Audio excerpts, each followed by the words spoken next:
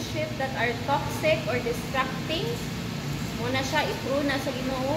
Dili lang i-prune ang Ginoo mga materials or imuhang character. It could be your job, it could be people na mawala sa mong kinabuhi. Muna, in order to fulfill God's purpose sa imong kinabuhi or to glorify Him sa imong kinabuhi. So, mahimo gyud siyang painful kung i-prune ta sa Ginoo. So, kung in times of pruning, it will allow us to focus on God kana nga time. Tungod sakit naman, eventually atong kuan jud kanang one of the ways nga atong buhaton kay tungod naglisod naman ta, sakit naman siya, mag-pray na ta. Kung balik na ta dira sa Ginoo, mukuha na ta na natay sense of humility sa atong kasing-kasing kay tungod naka-realize naman ta nga we are wrong. Pero nasa uban ng mga tao, hopefully, that we will not respond in pride na dili ta gusto nga magkausap. Okay, na may tendency nga, though clear na kaayo ang instruction sa Ginoo nga you need to surrender, you need to obey, you need to kuan ka ng humble yourself, but then, still you choose ang imuhang desire na magpahimo kang prideful or gusto nimo sundon kung sa imong you think is right. Okay, muna, if ipadayon na nimo, then you can still continue but you will face the consequence of it. So, there will be no spiritual growth on that area. So, in pruning times, it challenges our comforts, our securities. This might mean stepping out of job, kana imong lifestyle, and in order to trust Him fully and grow into the person He has called us to be.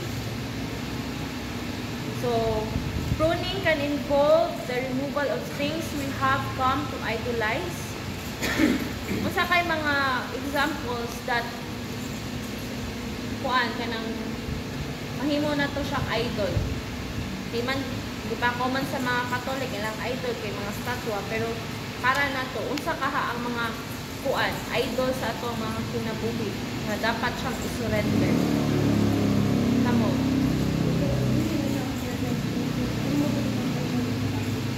Ha? Ngano man ati nga ma-consider siya nga idol ang anak or ang family.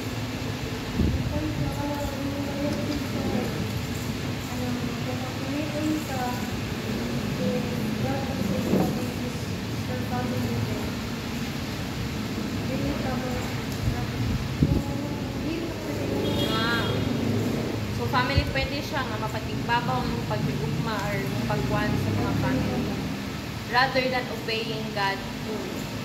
Sige, unsa pa laing ka ninyong examples? Sige, subject daw sa tapos sila nag-idolize. Kamo, unsa pa kahay mga other nga mga butang or mga kuan nga, it can consider that we idolize that. Ha? Sa gadget. Why man ang gadget kasi? May times na bang ang time para sa inyo yung ritual. Yun ang nagkakatangan. So, handpod, dili na ka devotion or take time sa yaha. And then, dukaon na ka. And then, ikaw ma, dili na sa same cycle. So, wala kay time sa Ginoo. So, that is considered. Yeah, that can be considered as an idol. Ang kinabuhi. What else? Na ma-considered na ito nga idol sa atong kinabuhi. Kamo. Ay, sana wala yung mga idol. Ha? Nga naman ting, kwarta nga, mahimo siyang idol. Dati,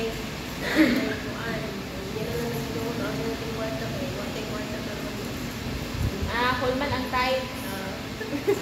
Hulman ang tight. Yeah, next na lang ang suldo eh. Kuan, bayad, idobol. Anak.